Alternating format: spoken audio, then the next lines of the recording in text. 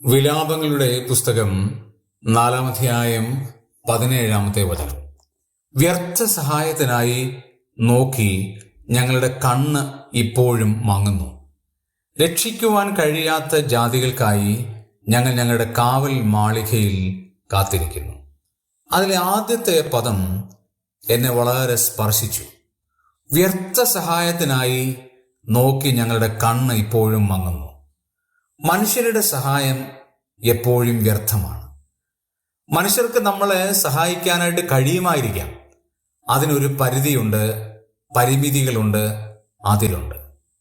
മനുഷ്യന്റെ മുഖത്തേക്ക് നമ്മൾ സഹായത്തിനായി നോക്കുമ്പോൾ അതൊരു വ്യർത്ഥ സഹായമാകുകയും അങ്ങനെ നമ്മുടെ കണ്ണ് എപ്പോഴും മങ്ങുകയും ചെയ്യും. മാത്രവുമല്ല, രക്ഷിക്കാൻ കഴിയാത്ത ജാതിക്കായി കാവൽ മാളികയിൽ കാത്തിരിക്കുന്നതും വ്യർത്ഥമാണ്. എന്നാൽ ആരിലേക്കാണ് നമ്മുടെ നോട്ടം പോകേണ്ടത്? 121-ാം സങ്കീർത്തനത്തിൽ നമ്മൾ വായിക്കുന്നത് പോലെ, എൻ്റെ കണ്ണ് പർവ്വതങ്ങളിലേക്ക് ഉയർത്തുന്നു, എൻ്റെ സഹായം ആകാശത്തെയും ഭൂമിയെയും ഉണ്ടാക്കിയ യഹോവയെങ്കിൽ നിന്ന് വരുന്നു. നമുക്ക് സഹായം വരേണ്ടത് ആ പർവ്വതത്തിൽ നിന്ന് മാത്രമാണ്. വേറെ ആർക്കും നമ്മളെ സഹായിക്കാൻ കഴിയില്ല. സഹായമൊക്കെയും വ്യർത്ഥമാണ്. ദൈവം നമ്മളെ സഹായിക്കാൻ തുടങ്ങുമ്പോൾ അതിന് അതിരുകളോ വരമ്പുകളോ പരിമിതികളോ ഒന്നുമില്ല.